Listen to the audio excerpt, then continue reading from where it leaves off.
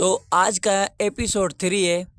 तो इसमें हम बात करेंगे मोहम्मद गोरी की। मोहम्मद गोरी तीसरा इस्लामिक और मुस्लिम इन्वेंटर था जो कि इंडिया के अंदर आया था। तो ये कहाँ से आया था, इसने क्या क्या किया था, ये सब कुछ आज हम इस वीडियो लेक्चर में डिस्कस करेंगे। एपिसोड 3, ठीक है। तो देखें, मोहम्मद ऑफ गोर also known as Mohammad Ghori 1206 AD was Persianate ruler from the Ghorid Empire. He played a pivotal role in the history of the India subcontinent, including present-day Pakistan.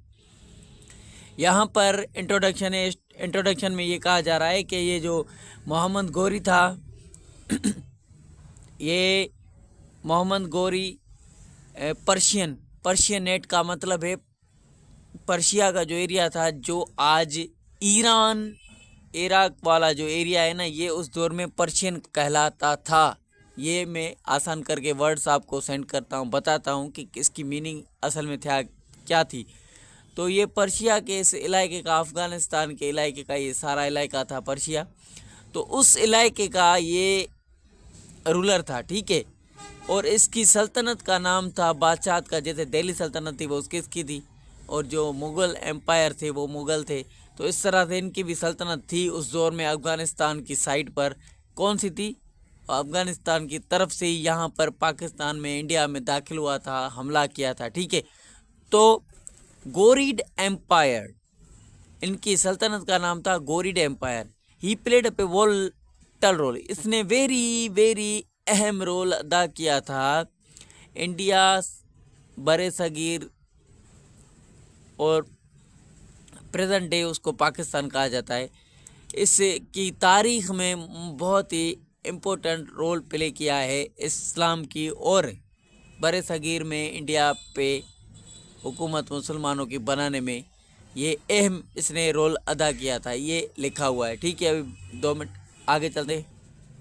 तो देखें, early life और rise of power, मतलब कि इनकी शुरुआती ज़िंदगी और ये कैसे उभरे और ये कहाँ से निकले, कैसे निकले, इनकी जो सल्तनत बनी वो कहाँ से उभरी, इसका पावर कहाँ से उभरा, ज़ाहिर हुआ, निकला, ठीक है। ऐसा लिखा हुआ है। वर्ड्स की मीनिंग आसान करके देता हूँ ताकि आप समझ लें कि असल स्टोरी और कहानी क्या थी।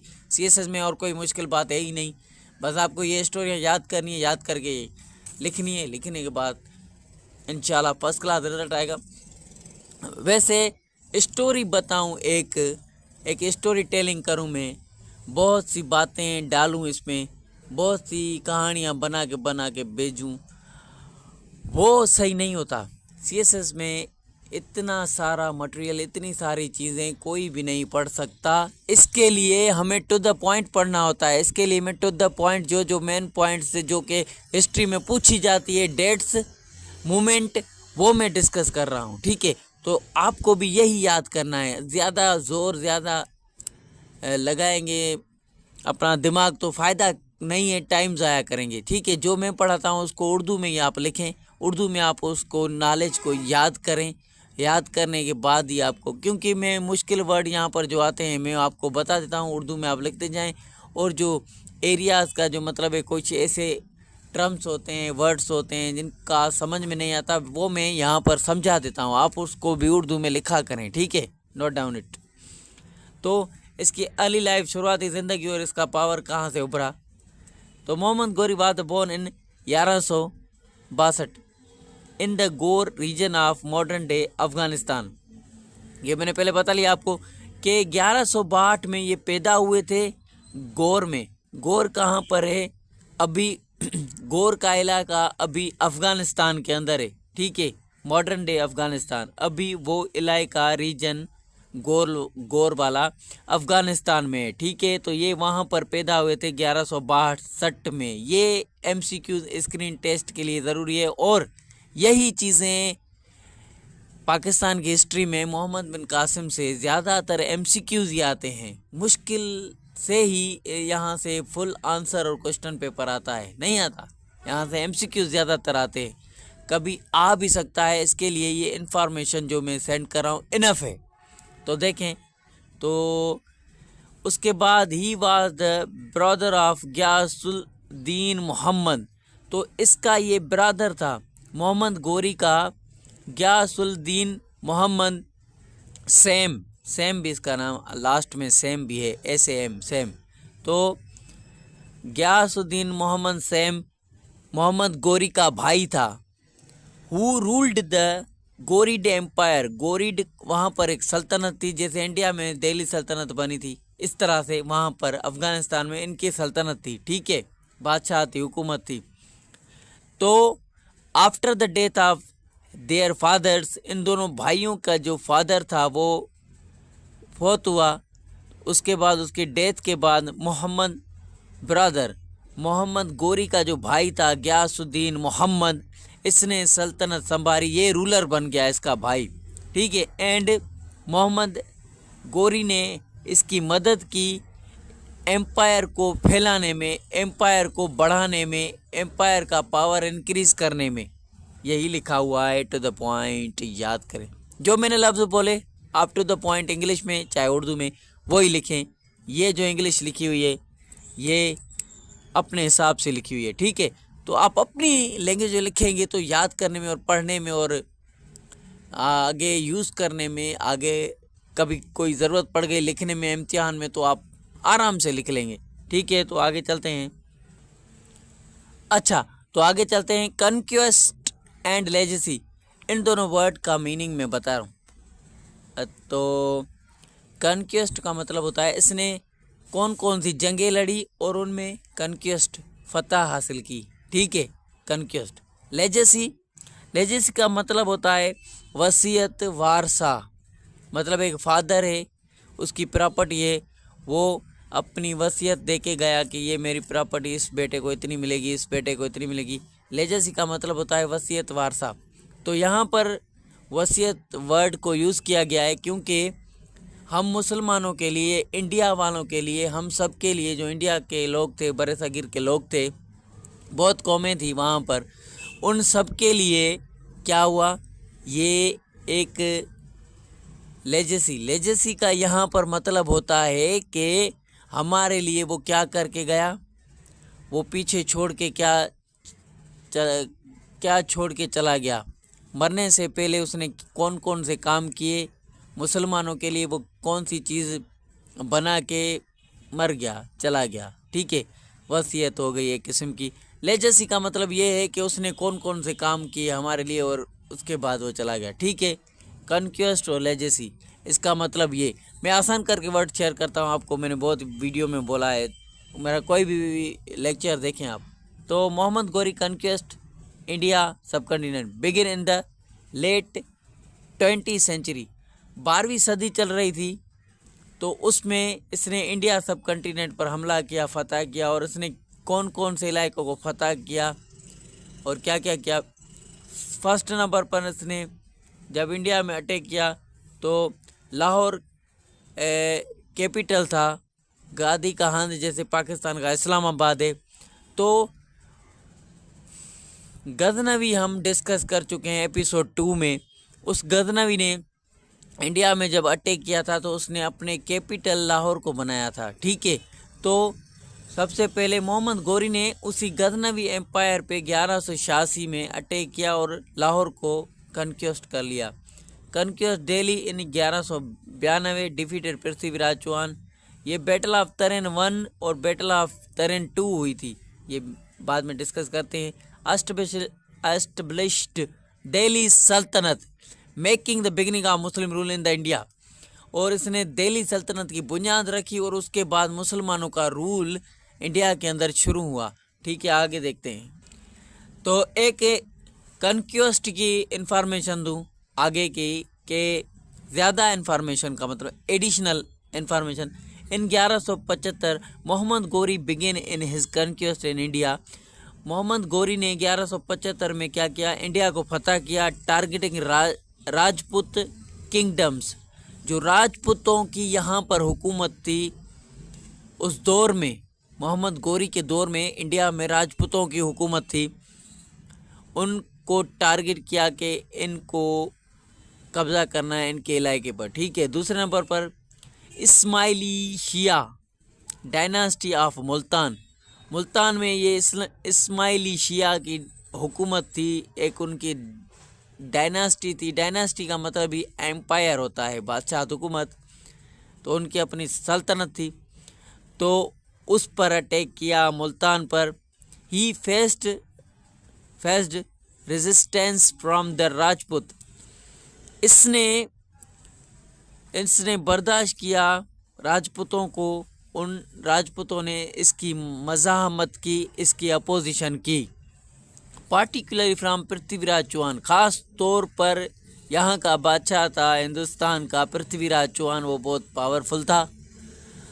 तो उसके खिलाफ इसने अटैक किया मोहम्मद गौरी ने। The ruler of Delhi and Ajmer, ये रूलर था अजमेर और दिल्ली का। आगे चलते हैं। बैटल ऑफ तरेन हुई थी 1191 में। In 1191 Mohammad Ghori clash with the Prithviraj Chauhan, मतलब कि लड़ पड़े कौन, पृथ्वीराज चौहान और Mohammad Ghori. Battle of Tarain first हुई थी ये 1991 में, नियर दिल्ली के आसपास। Ghori was defeated but he return with larger armies and defeat Prithviraj Chauhan in 1192। ये बैटल ऑफ तरेन एक हुई थी 1191, एक हुई थी बैटल ऑफ तरेन 1192 में। ये दो बैटल हुई थी पृथ्वीराज चौहान और मोहम्मद गौरी के बीच में। पहली बैटल ऑफ तरेन पृथ्वीराज चौहान जीत गया था, शिकस्त दी थी मोहम्मद गौरी को। सेकंड पृथ्वीराज चौहान हार गया और मोहम्मद गौरी जीत गया।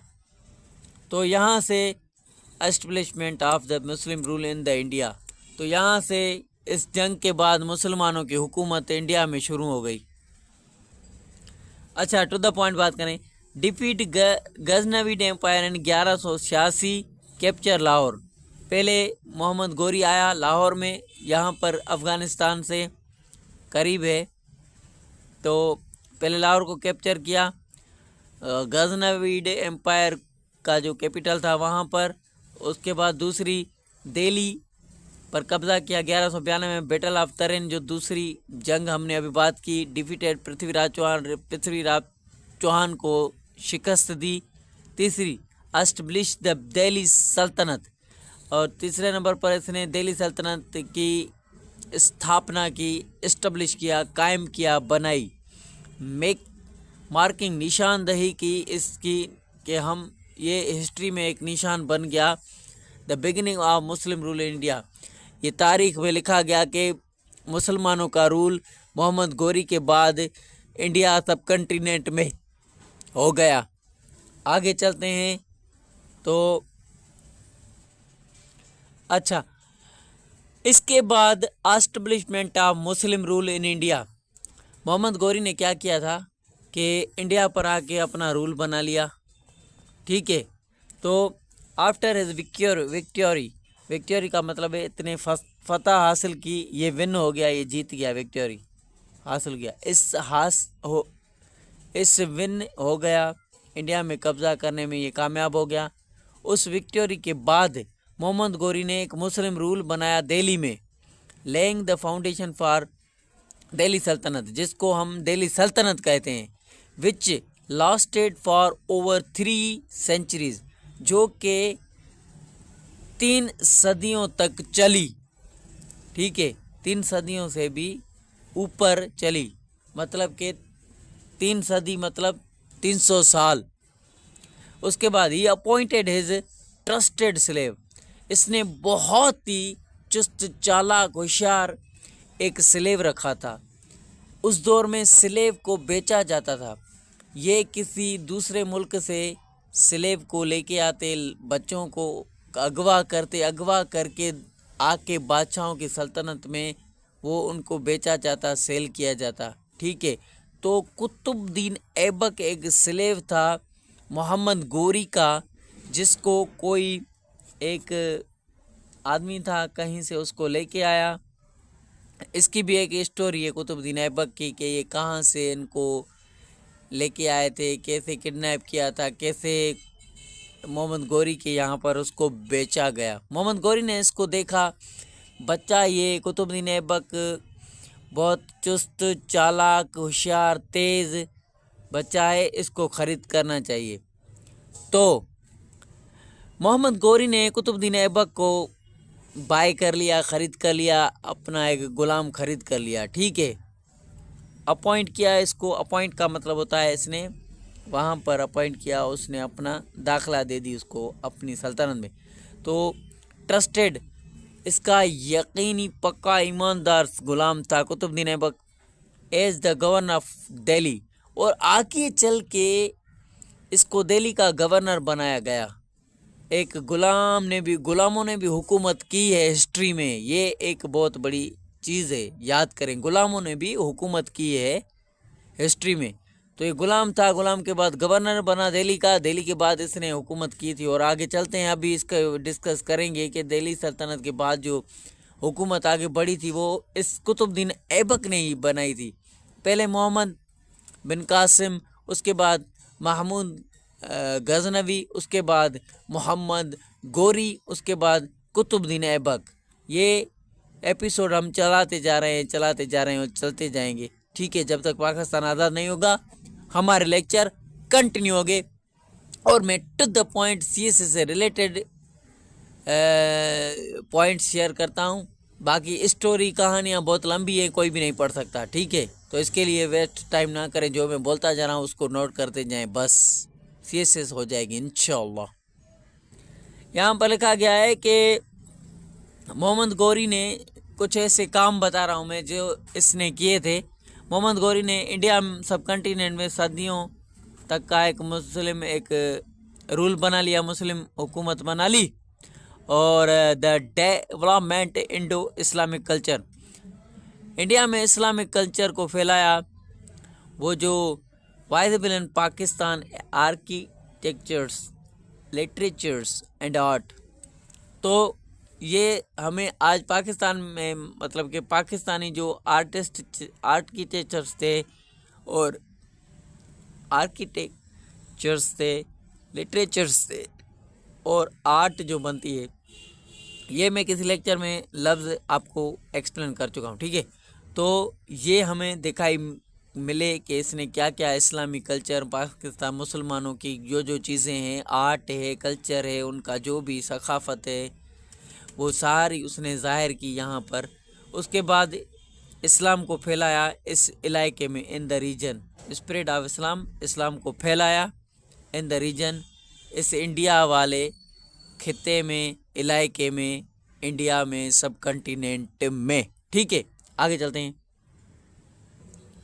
अभी मैंने बात की अचीवमेंट की, मेन जो इसने हासिल की थी चीज़ें, वो अभी डिस्कस की। तो अभी नीचे उसके बारे में थोड़ी डिटेल में डिस्कस करते हैं।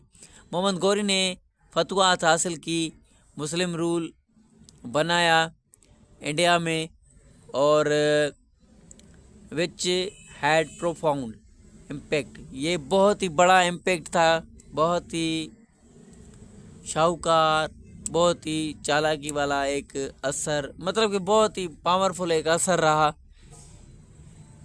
Reason, culture, architectures and politics, इन सब चीज़ों का एक बेहतरीन असर रहा इंडिया में। और किस तरह से रहा, मुसलमानों की चीज़ें, क्या कल्चर उनका, मुसलमानों का रूल, मुसलमानों के जो आर्किटेक्चर्स थे, मतलब जो बिल्डिंग्स बनाते हैं, उनका मैप बनाते हैं वो लोग, और मुसलमानों के आर्ट जो कि एक ड्राइंग बनाते हैं अच्छी तरीके से, लिटरेचर, वो चीज़ें जो लिखते हैं पत्थरों पर या कोई ऐसी लोहे पर, ऐसी उनको लिटरेचर बोलते थे उस दौर में। किसी पन्ने पर ही कोई चीज़ लिखी गई और पॉलिटिकल एक किस्म की पॉलिटिक्स मतलब कि एक किस्म की सियासत हुकूमत कैसे करनी चाहिए, ये मुसलमानों का रूल और ये मुसलमानों की चीज़ें जो भी है, जो मुसलमानों का कल्चर है, जो आर्किटेक्चर्स मुसलमानों के थे, जो लिटरेचर थे, जो आर्ट इस्लाम में मुसलमानों का था, जो सियासत मुसलमानी इस्लामी थी, हुकूमत इस्लामी असूलों कायदों के मुताबिक हुकूमत, वो यहाँ पर इंडिया में बरे सगीर में किसने लाई? मोहम्मद गौरी ने लाई। ये थी इसका अचीवमेंट। ठीक है, एस्टेब्लिशमेंट ऑफ दिल्ली सल्तनत को इसने हासिल किया, बनाया अपना तख्त, introduce Persian and Arabic language. यहाँ पर बरे सगीर में इंडिया में आकर पर्शियन को और अरबिक लैंग्वेज को तारीफ़ करवाया और उनको प्रमोट करने की कोशिश की। Promotion of the Islamic art and architectures. अब इस्लामी जो आर्टिस्ट थे, जो नक्शा बनाने वाले लोग थे, जो फोटो ड्राइंग ये वो जो इस्लामी लोग थे, उनको प्रमोट किया, उनको बढ़ाया इस इलाके में, इंडिया में। Expansion of the trade and commerce, व्यापार कारोबार में क्या किया? उनमें इजाफा किया और उनको कहा कि व्यापार और ट्रेड पर फोकस डालो ताकि हम पैसे कमाएं।